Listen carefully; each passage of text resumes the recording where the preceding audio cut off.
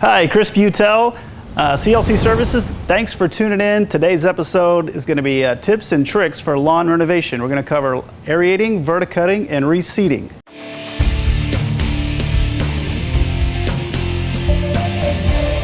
Aeration is going to be especially important this year with the heat and lack of rain. It's definitely something that your yard needs, and if you're able to partake in, absolutely should.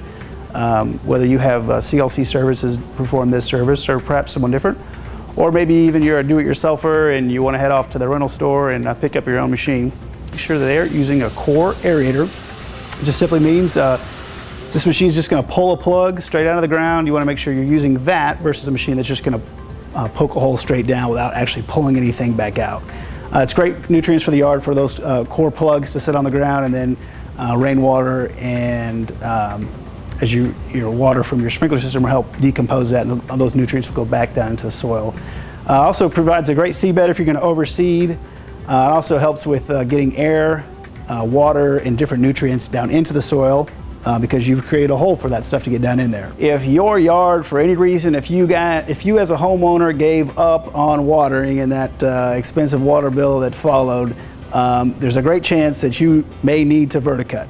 One of the ways that you can tell if you need to do that is as you would look at your yard, if you have any dead areas or dead patches, whether they be small or larger ones, there's a great chance that that area needs to be verticutted.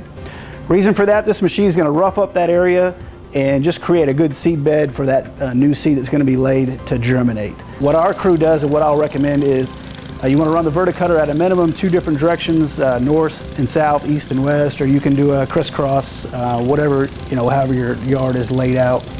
You want to do that, and then also in these bad areas you want to get a rake.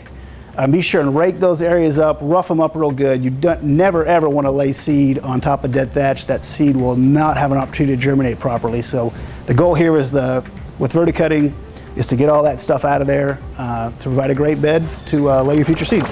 Aerating and verticutting, both of those services are both designed simply to prepare your yard for seed. We'll actually bring out seed ourselves and lay it. You want to put anywhere from 7 to 9 pounds of seed per 1,000 square feet.